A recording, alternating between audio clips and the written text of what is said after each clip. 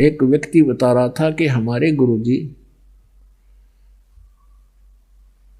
एक योगी क्रिया बताते हैं कि तुम आंखें बंद करके बैठ जाओ और ध्यान रखो श्वास बाहर आ रहा है, श्वास अंदर जा रहा है। बस ये ध्यान रखो कि श्वास बाहर आ रहा है, अंदर जा रहा है। ये प्राणों की क्रिया देखते रहो कि यो तुम्हारा ध्यान लगा रहेगा कि श्वास बाहर आ गया और अंदर भी ले लिया। बता इससे कि ये ना ध्यान लाओगे जब भी आ रहा है और जा रहा है, इसका क्या अर्थ होया? तो कहते हैं इस तरह की साधनाएं कर रहे हैं ये लोग। अब देखिएगा अध्याय नंबर 4 का आपने 27 पढ़ दिया, 28 पढ़ाते हैं। अध्याय गीता अध्याय नंबर 4 का आपने 27 पढ़ दिया।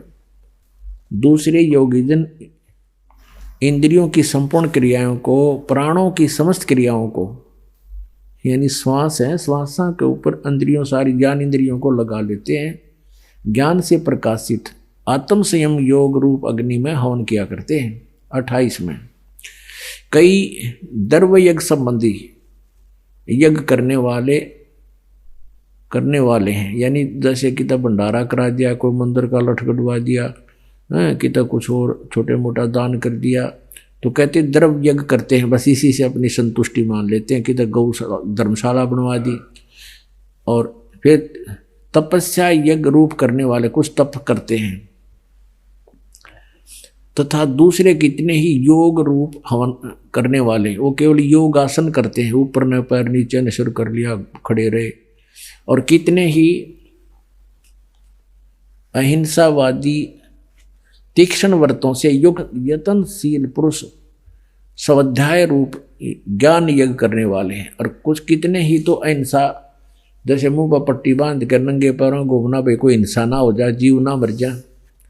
और कुछ केवल स्वाध्याय करते हैं, ज्ञान यज्ञ करते हैं। स्वाध्याय माने ज्ञान, स्वाध्याय ज्ञान यज्ञ है, स्वाध्याय को ज्ञान यज्ञ कहते हैं करने वाले। 29 में और 30 में कहा है दूसरे कितने योगीजन अपान वायु में प्राणवायु को हवन करते हैं, वैसे ही अन्य योगीजन प्राणवायु में अपान वायु को, यानी अपने अंदर क्रियाओं से अंदर की वायु को ऊपर नीचे अपना अभ्यास से करते रहते हैं। अन्य कितने ही नियमित आहार करने वाले हैं, कुछ केवल फल आहार ही करते हैं, बहुत कम आहार करके अपना संयम करते हैं। कुछ प्राणायाम ही करते हैं, प्राणायाम प्राण पुरुष प्राण और अपान की गति को रोककर प्राणों को, श्वासों को प्राणों में हवन किया करते हैं। ये सभी साधक योग द्वारा पापों का नाश कर देने वाले यज्ञों को जानने वाले हैं। इसका अर्थ ये है कि ये सभी अपनी अपनी साधनाओं को यज्ञों द्वारा पापों का नाश करने वाले यज्ञों को जानने वाले हैं। इनकी जो साधना है ये समझ रहे हैं कि हम ये पाप नाश करने वाली है हमारी साधना। 31 में कहा है, हे कुरुश्रेष्ठ अर्जुन, यज्ञ से बचे हुए अमृत का अनुभव करने वाला योगी जन सनातन परम ब्रह्म, सनातनम ब्रह्म, सनातन ब्रह्म यानी तत्व ब्रह्म, परम अक्षर ब्रह्म को प्राप्त होता है।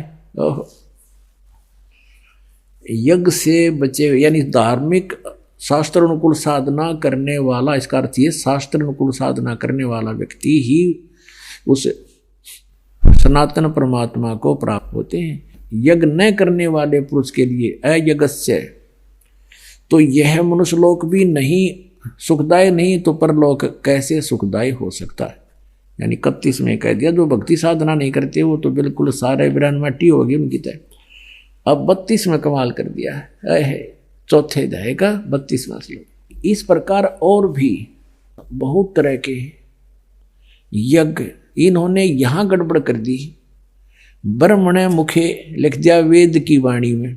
वेद की वाणी तो ये ब्रह्म बता ही रहा है गीता में, ये लिखना था सच्चिदानंद घन ब्रह्म की वाणी में। मुखे माने उनके मुख कमल से उच्चरित वाणी में। अब ब्रह्मणकार दिखाते इन्हीं के द्वारा किया हुआ 17वें अध्याय का 23वां श्लोक इसी श्रीमद् भगवत गीता में। ये देखिएगा, ये है 17वां अध्याय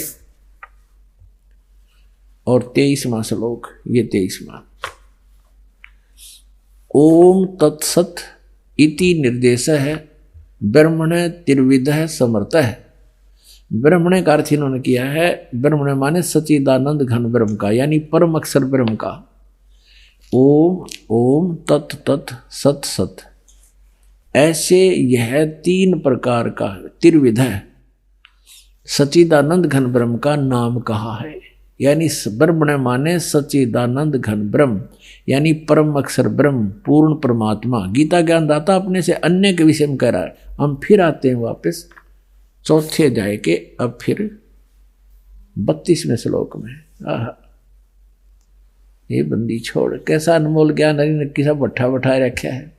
एवं बहुविधा यज्ञ वित्तता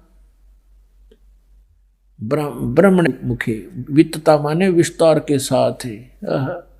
ब्रह्मण मुखे सच्चिदानंद घन ब्रह्म के मुख से उतरित अमृतवाणी में कर्मजान विधितान सर्वान एवं ज्ञातवा विमोक्ष से।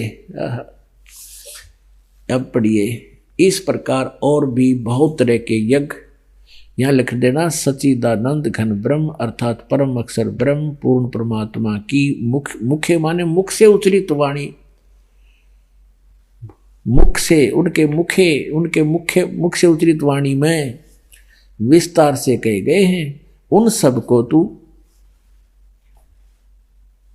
कर्म जान, मन इंद्रिय और कर्म और शारीरिक क्रियाओं के द्वारा संपन्न होने वाले जान, यानी वो अपने स्वाभाविक कर्म करते करते ही उनको किया जाता है। इसका अर्थ ये बना है, इस प्रकार ज्ञात हुआ, इस प्रकार जानकर, इस प्रकार तत्व से जानकर उनके अनुष्ठान माने भक्ति क्रिया साधनाओं के से द्वारा तू कर्म बंधन से सर्वथा मुक्त हो जाएगा।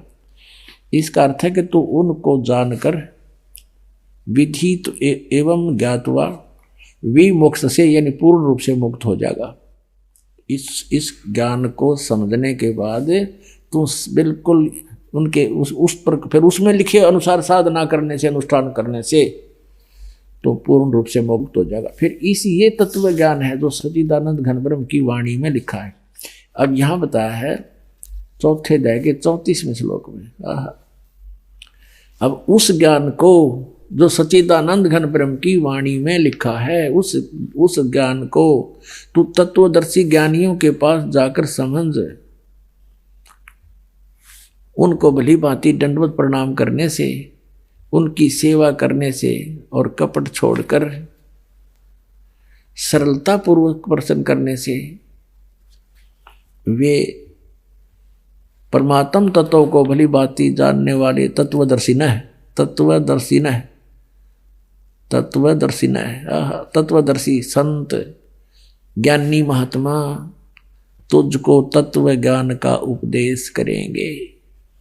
पुण्यात्मा, हम फिर वहीं आते हैं, ये ऋग्वेद मंडल नंबर 9 और वही आपको फिर दिखाते हैं। श्रीमद् भगवद गीता हमने रख दी है और ये दान वाले भक्तों का अनुवाद है। इसमें क्या लिखा है? ऋग्वेद मंडल नंबर 9 सूक्त 86 के मंत्र 26-27 और ऋग्वेद मंडल नंबर 9 सूक्त 82 के मंत्र 1-2 में आपने पढ़ लिया कि वो परमात्मा पाप नाशक है और ऊपर तीसरे मुक्ति धाम में रहता है, वहां से गति करके चल के आता है, वहां से गति करके चल के आता है, अच्छी आत्मा को मिलता है और वो राजा के समान दर्शनीय है, देखने जोगा साकार है। और उद्देश्य क्या उसका आने का? वो उपदेश करता है, तत्व ज्ञान का प्रचार करता है। अब फिर देखिए एक बार, तो पुण्यात्माओं ये समझ लो आपने अमृत पीना है और जितनी बार पिया जाए उतना ही थोड़ा है। ऋग्वेद मंडल नंबर 9 सूक्त नंबर 86 बहुत आसानी से समझ में होगा। और 26 मंत्र यज्ञ करने वाले यजमानों के लिए, यानी साधना करने वाले, वो यज्ञों का जिक्र आ गया ना। यज्ञ माने धार्मिक अनुष्ठान करने वाले भक्तों के लिए, यजमान माने भक्तों के लिए परमात्मा सब रास्तों को सुगम करता है हुआ, उनके विघ्नों को मर्दन करता है, उनके सब दुखों का निवारण करता है और उनको पवित्र करता हुआ और अपने रूप को सरल करता हुआ। अब सतलोक में परमात्मा जहाँ वो एक स्थान पर रहते हैं, एक रोमकूप में, ये एक रोमकूप है, इसमें करोड़ सूर्य और करोड़ चंद्रमा मिला दे, ऐसा तो ये एक रोमकूप की रोशनी है परमात्मा की। ये बाल का छिद्र जो बोलते हैं इसको रोमकूप कहते हैं। तो उसमें इतनी तेज है, करोड़ सूर्य करोड़ चंद्रमा मिला दे तो हम उसको देख नहीं सकते। अगर वो न्यू का न्यू यहाँ जाते हैं, अपने उस रूप को हल्के तेज पुंज का बना कर आते हैं, यानी मनुष्य हमारे जैसा ही मिलता जुलता सा, लेकिन फिर भी उनका शरीर बहुत अच्छा औरों से निखरा हुआ होता है।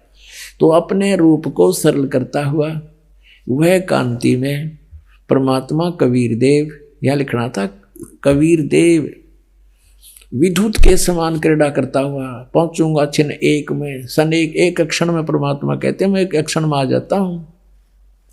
वर्णीय पुरुष को प्राप्त होते हैं और वो परमात्मा अब 27 में ऋग्वेद मंडल नंबर 9 सूक्त नंबर 26 का, ऋग्वेद मंडल नंबर 9 सूक्त नंबर 86 का मंत्र 26 पढ़ा। आप 27 में देखिए, जो परमात्मा ध्रुवलोक के तीसरे पृष्ठ पर विराजमान है, वह परमात्मा ध्रुवलोक के तीसरे पृष्ठ पर विराजमान है और वहां से गति करके आता है। अब देखना उद्देश्य क्या होता है उसका। ऋग्वेद मंडल नंबर 9 और सूक्त नंबर 82, सूक्त नंबर 82 का अब हम नीचे आते हैं, मंत्र नंबर 1।